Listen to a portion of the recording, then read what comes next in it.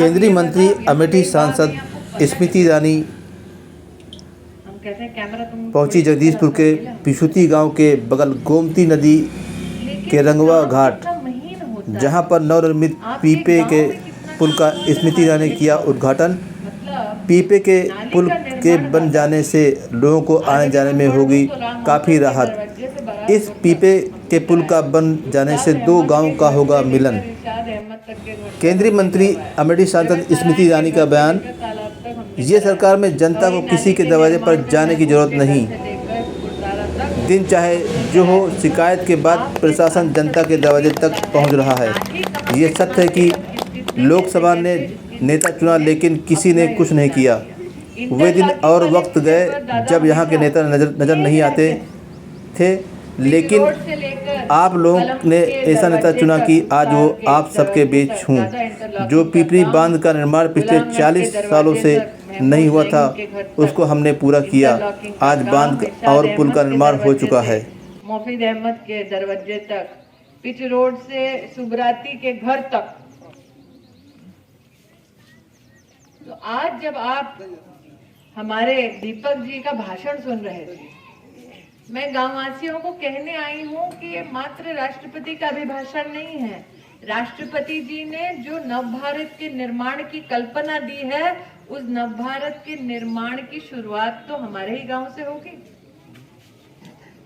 और गांव में चाहे नाली का निर्माण हो, चाहे इंटरलॉकिंग का काम हो, चाहे प्रधानमंत्री आवास का काम हो, भारतीय जनता पार्टी का कार्यकर्ता सतत आपकी सेवा में रहेगा। आज यही संकल्प पुनः आपके मध्य में स्थापित करने आए हैं। बोलो भारत माता की जय, गोमती मैया की जय। अच्छा चले भाई, ले चलो भैया।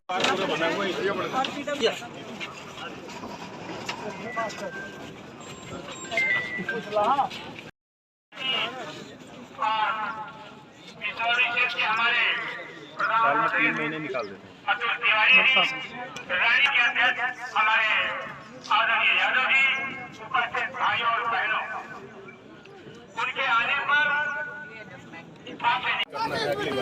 जिंदाबाद जिंदाबाद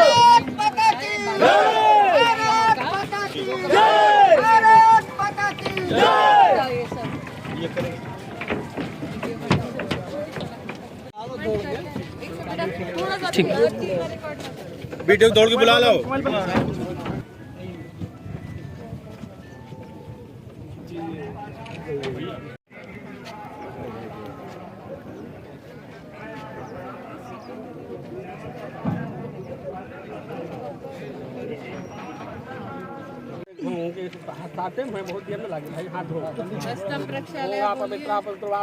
जल्दी कराओ गेट पे हवाई जहाज।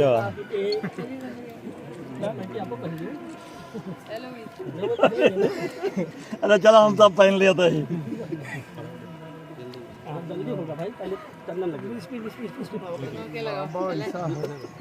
ओंगा दिता बसुदा बसे देवा ओंगा दिता हमारे प्रसिद्ध है।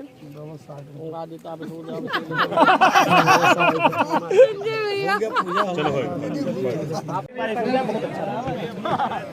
भारतीय जनता पार्टी जिंदाबाद जिंदाबाद जिंदाबाद, भारतीय जनता पार्टी जिंदाबाद जिंदाबाद जिंदाबाद। स्मृति ईरानी सुरेश पासी जिंदाबाद जिंदाबाद, स्मृति ईरानी सुरेश पासी जिंदाबाद जिंदाबाद, भारतीय जनता पार्टी जिंदाबाद जिंदाबाद।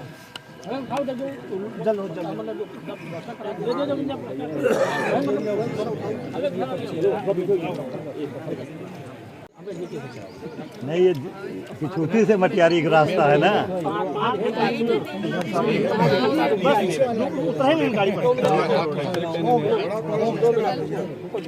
दीदी पिछुती में उधर ही, अब मटियारी में खत्म हो गई। नहीं आपका नाम ठीक ठीक ठीक। जल्दी छूटने वाली है। फिर आप बढ़ा देना जाओ थोड़ा। पर कांग्रेस को ज्यादा वोट मिले हैं हमेशा। लेकिन आज मैं हूँ, दादा हैं, सुरेश पासी जी हैं, हमारे प्रदेश से आए हुए सबसे हमारे वरिष्ठ नेता हैं, हम उस बूथ पर क्यों आए हैं ये कार्यक्रम करने, जिस बूथ पर हमसे ज्यादा कांग्रेस को वोट मिला है और सतत मेरे तो दोनों चुनाव में मिला है। क्योंकि आपको नरेंद्र मोदी जी का एक ही संदेश देना चाहते थे कि हम उनके भी सेवक हैं जिन्होंने हमारे लिए वोट दिया, उनकी भी सेवा करते हैं जिन्होंने हमें नंबर 1 पर नहीं पहुंचाया। द्वेष की भावना के साथ नहीं, विकास की भावना के साथ मेरे दोनों अध्यक्ष आज यहाँ बैठे हैं। ये मेरा और जयशंकर जी का बहुत बड़ा गौरव है, हमारा अभिमान है कि जिस क्षेत्र में हमको मुसीबतों का सामना करना पड़ा, उस क्षेत्र में आज हम गांव-गांव जाकर बता सकते हैं कि भारतीय जनता पार्टी के कार्यकर्ता और भारतीय जनता पार्टी की सरकार ने आपके लिए क्या-क्या काम किया। मैं सुरेश जी से पूछ रही थी, वो अपना पुल कैसा चल रहा है सुरेश भैया, सही नदी वाला। हम कहे कब से इसकी मांग थी, मैं कहा जब से देश आजाद हुआ। जब से देश आजाद हुआ तब से लेकर अब तक वो एक पुल का निर्माण नहीं कर पाए। हमारा सौभाग्य है कि उस पुल का निर्माण भी हुआ, उस पुल का उद्घाटन भी हुआ। न सिर्फ पुल बल्कि ट्रॉमा सेंटर भी बना, बालिका महाविद्यालय का काम भी किया। और आज ऑक्सीजन प्लांट की तो बात छोड़ दीजिए, आज अगर मैंने कल जो दिशा मीटिंग में कहा अग्निशमन केंद्र की भी अगर व्यवस्था हुई तो ये हमारा गौरव है कि हमने पूरे इलाके में ये सारी व्यवस्थाएं आपके मध्य में की। अब कुछ लोग कहते हैं दीदी आप जगदीशपुर की तो बता देते हो, हमारा बताओ तो जाने। में ये भावना होना, जो लोकसभा क्षेत्र राष्ट्र की सत्ता के लिए जाना जाता था, उस लोकसभा क्षेत्र में कहीं भी इस प्रकार का भाव होना अपने आप में बहुत बड़ा प्रश्न उत्पन्न करता है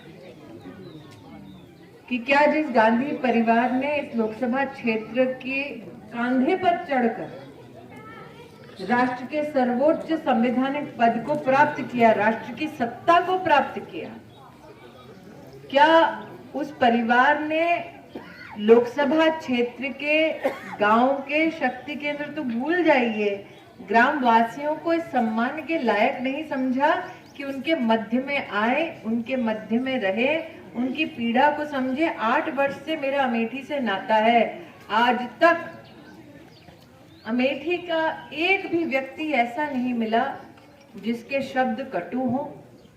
आज तक अमेठी का एक भी नागरिक ऐसा नहीं मिला जो संस्कार विहीन हो।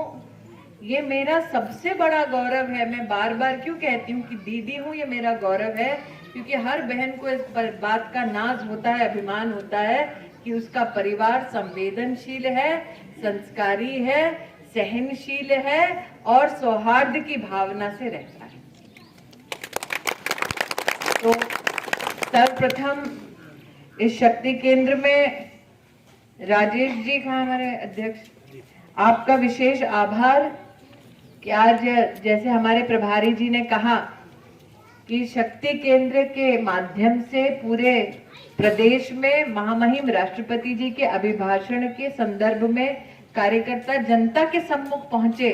ये प्रयास आपके शुभ आशीर्वाद से इस शक्ति केंद्र में हो रहा है। इसलिए आपकी सांसद होने के नाते, भाजपा की कार्यकर्ता होने के नाते अध्यक्ष जी मैं आपको बहुत बहुत आभारी हूँ। राजेश जी, आपको, दीपक जी, दोनों को बधाई देती हूँ। निश्चित रूप से आपके मंडल में शक्ति केंद्र के माध्यम से कार्यक्रम सफल होगा। दुर्गेश जी, हमारी शुभकामनाओं के साथ साथ विशेष आग्रह कि मेरी प्रभारी का सर ऊंचा होना चाहिए। लखनऊ में कहें कि सबसे बढ़िया काम जो है वो अमेठी में हुआ, लेकिन राष्ट्रपति जी के बारे में उनको चुना कैसे, कितने लोगों को पता है? वो एक गरीब आदिवासी परिवार से हैं। उनके पतिदेव का देहांत हो गया, जीवन उनका पूरा का पूरा संघर्षों से भरा। और जब राष्ट्रपति उम्मीदवार के रूप में उनकी घोषणा हुई थी, वो अपने गांव में मंदिर साफ कर रही थी।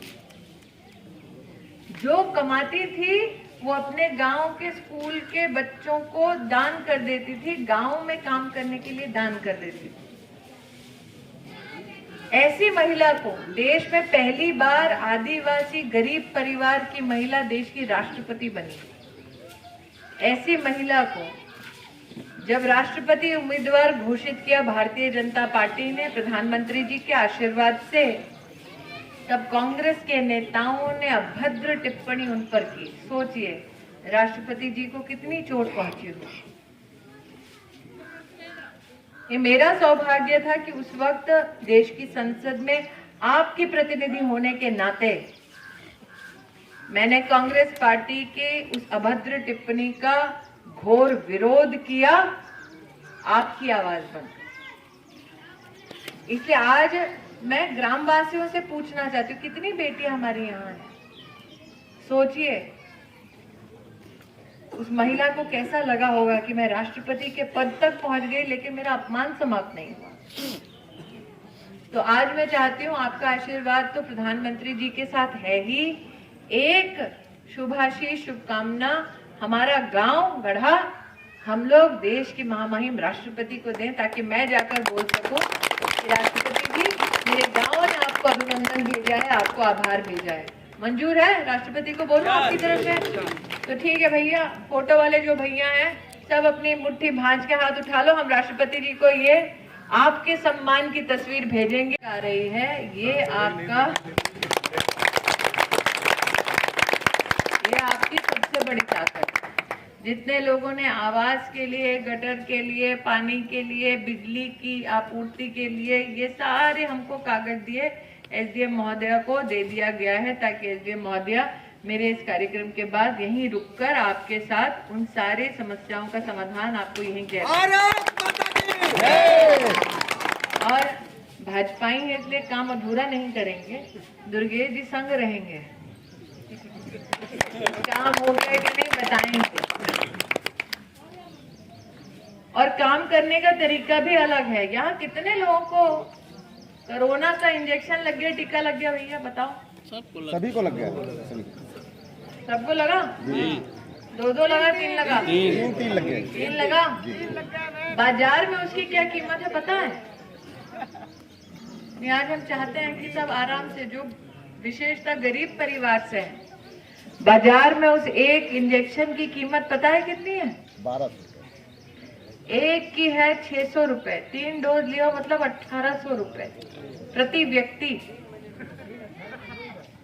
अगर 1800 रुपया प्रति व्यक्ति सबको मुफ्त में मिला, अगर अमेठी में कांग्रेस का सांसद होता, देश में कांग्रेस की सरकार होती, तो दिल पर हाथ रखकर कहो सबको 1800 रुपए की मुफ्त की वैक्सीन मिलती? नहीं, कभी नहीं मिलती ना। दिलवाया किसने? मोदी ने दिलवाया ना। तो आज अगर मैं आशीर्वाद मांगू तो किसके लिए मांगूंगी? मोदी जी के लिए। मोदी जी के लिए। अब कुछ हमारे लोग हैं, पता नहीं सपा से हैं कि कांग्रेस से हैं, बसपा से हैं, पता नहीं, थोड़ा चिल्लम चिल्ली कर रहे थे। फिर हमने उनसे कहा पूरे अमेठी लोकसभा क्षेत्र में आज लगभग 4.5 लाख परिवार, मैं सलोन भी गिन रही हूँ इसमें, 4.5 लाख परिवारों को पिछले 2 साल से मुफ्त का अनाज मिल रहा है। मिल रहा है कि नहीं मिल रहा है? वे कोई बड़े बाप के किसी बड़े सुपुत्र ने तो नहीं किया, कभी जिसकी माँ स्वयं गरीब, अभी उनकी माँ का देहांत हुआ, जिसने खुद गरीबी देखी गांव में, उस प्रधान सेवक ने अनाज पहुंचाया मुफ्त का।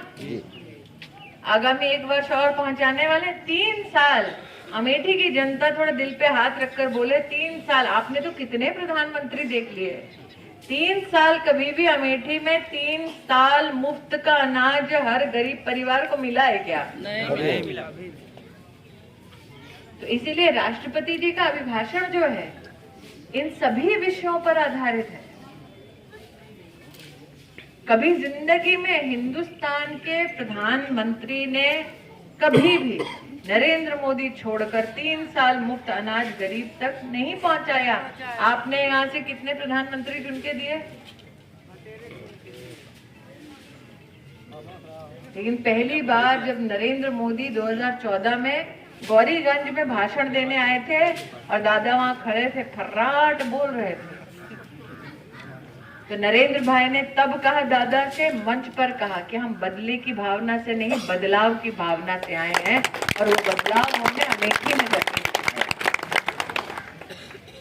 महामहिम राष्ट्रपति केंद्र में आज शुरुआत हो रही है कि कम से कम 4 हमारे कार्यकर्ता राष्ट्रपति जी के जो शब्द हैं, उनकी जो भावना है, उनकी गरिमामय उपस्थिति में राष्ट्र को जो संबोधन हुआ उसका एक एक शब्द एक एक नागरिक तक पहुंचाए। इसका मतलब भारतीय जनता पार्टी के लगभग 1 लाख कार्यकर्ता मात्र शक्ति केंद्र पर आज राष्ट्रपति अभिभाषण को जनता के पास ले जाने का ये एक शुभ काम, शुभ संकल्प आज ही से वो शुरू होगा। ये हम सबका सौभाग्य है कि पूरे प्रदेश में उसकी जिम्मेदारी हमारे प्रभारी को दी गई है, संजय जी को। और मैं विशेष रूप से अमेठी के कार्यकर्ताओं को, हमारे जिला अध्यक्ष जी उपस्थित हैं, उनसे विशेष आग्रह ये करती हूँ कि सबसे बढ़िया अगर काम संगठन में हर शक्ति केंद्र पर हो तो वो नंबर 1 अमेठी का हो, ताकि बिल्कुल सीना तान के हमारे प्रभारी कह सके कि जो मेरा प्रभार क्षेत्र था वहां पर बड़ी सफलता पूर्वक हमने ये कार्यक्रम किया।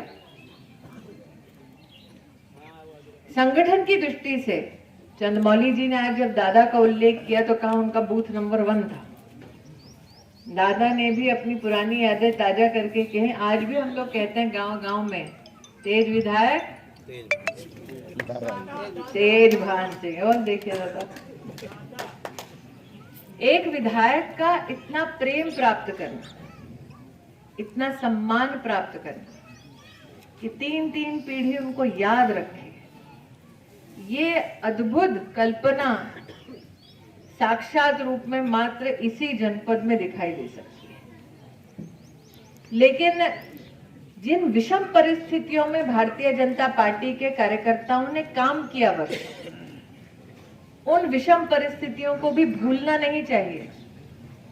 मैंने जब अपना पहला चुनाव लड़ा तब मेरे अध्यक्ष जयशंकर जी थे।